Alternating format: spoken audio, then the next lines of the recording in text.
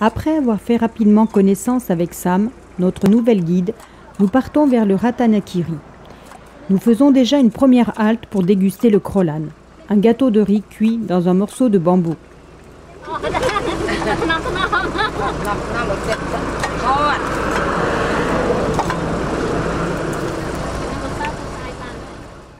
À partir de ce jour, notre voyage sera différent.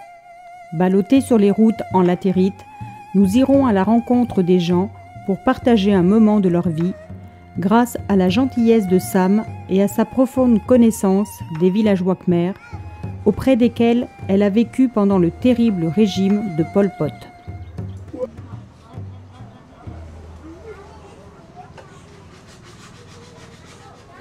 Situé tout près du pont à Naga sur la route 66, cet artisan sculpte des meubles en bois massif que l'on retrouve souvent dans les hôtels traditionnels. La plupart des routes au Cambodge sont en latérite rouge. La circulation par temps sec provoque une poussière incroyable, comparable à un brouillard, et ces routes deviennent difficilement carrossables en saison des pluies.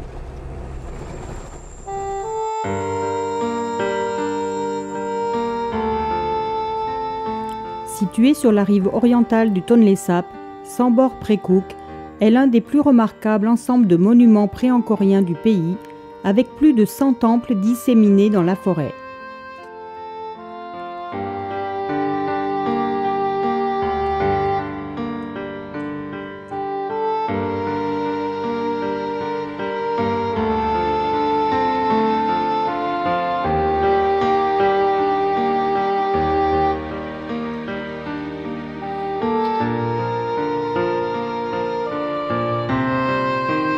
C'est aussi l'endroit idéal pour acheter un krama, cet indispensable accessoire cambodgien.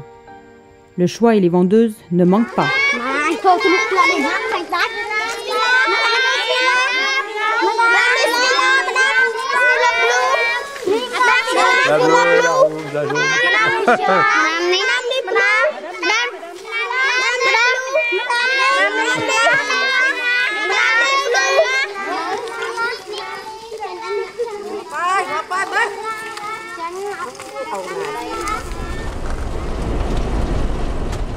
Nous repartons dans la poussière.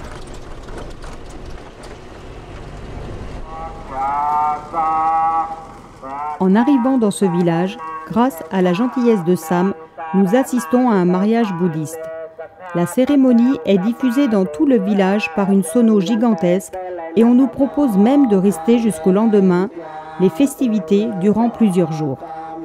Nous sommes malheureusement contraints de décliner cette invitation.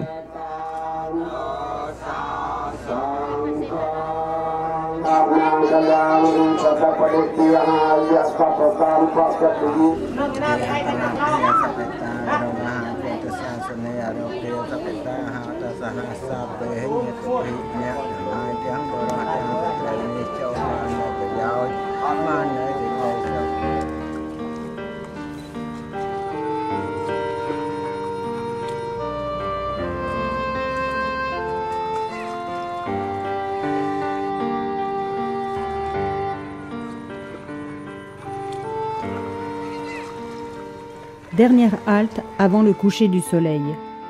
Les buffles se rafraîchissent tandis que les enfants viennent quémander quelques bonbons.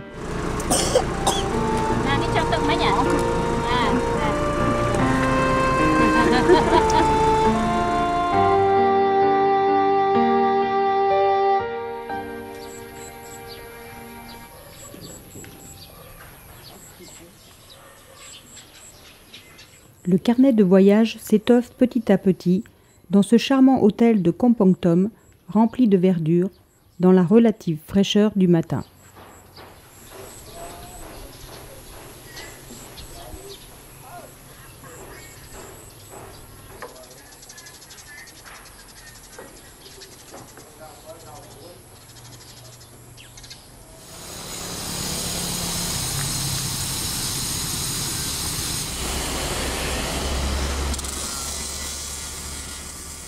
Sur la route qui nous mène à Krasie, nous faisons connaissance avec des sculpteurs sur pierre, principalement du grès.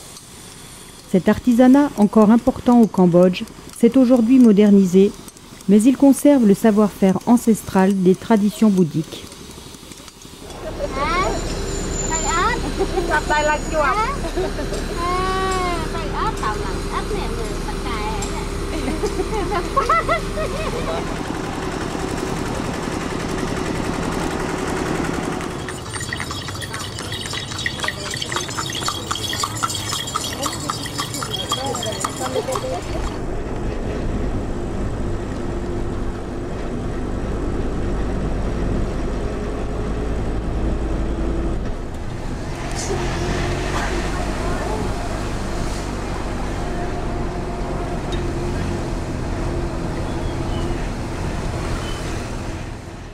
Après avoir roulé sur les derniers tronçons goudronnés et traversé quelques localités de confession musulmane, Sam nous conduit dans un village de paysans qu'elle semble parfaitement connaître.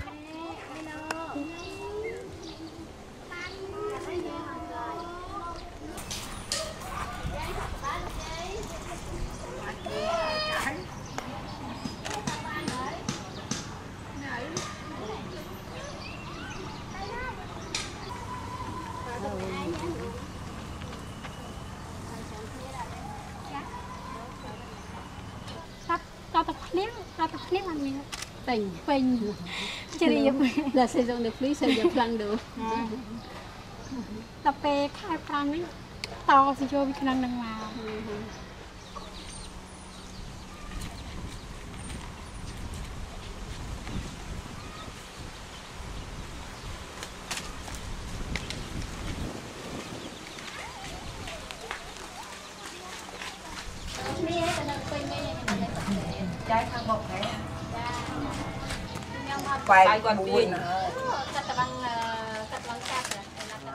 Sam va en fait prendre des nouvelles de la doyenne de ce village, dont les cheveux sont rasés.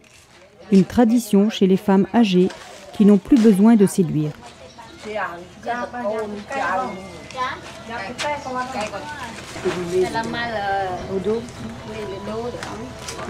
vrai qu'ils sont toujours assis comme ça.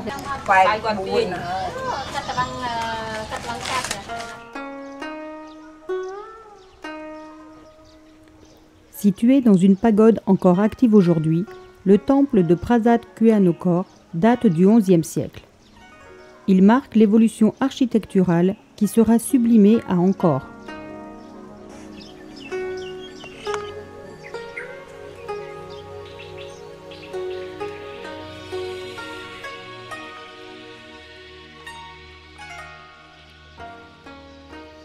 La colline des hommes est la plus visitée car moins haute que la colline des femmes. La légende veut qu'après la construction de ces collines qui possèdent chacune un temple, ce furent les hommes qui demandèrent les femmes en mariage et non plus l'inverse, comme cela se passait auparavant.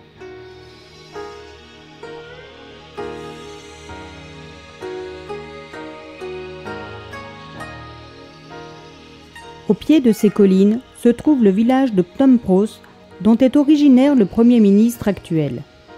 Ce site, assez kitsch à nos yeux d'occidentaux, est composé d'allées bordées de statues multicolores représentant les généreux donateurs avec à leurs pieds un panneau indiquant leur nom et la somme donnée.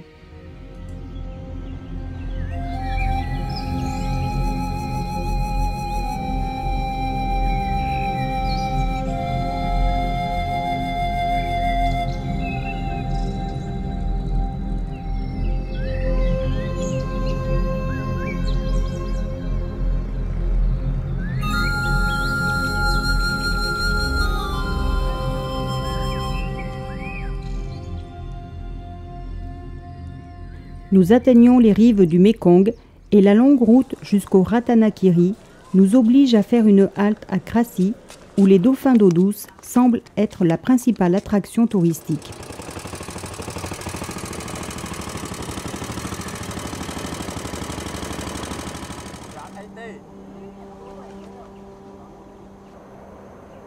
Hélas, nous ne verrons pas grand-chose, car à cause de la technique violente des pêches d'autrefois, ces dauphins sont très peureux et nous n'apercevrons que quelques spécimens au ras des flots, mais aucune pirouette à la flipper.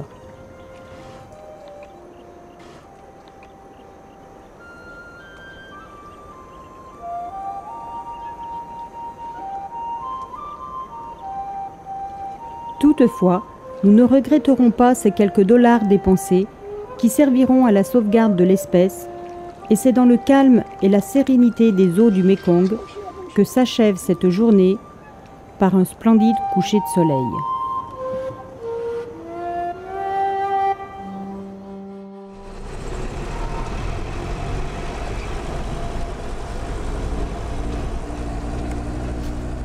Après avoir définitivement quitté le goudron, nous empruntons les pistes en latérite en direction du Ratanakiri. Perpétuellement en travaux de remise en état, avec quelques passages très chaotiques, cette unique piste poussiéreuse est le passage obligé pour rejoindre ce territoire authentique.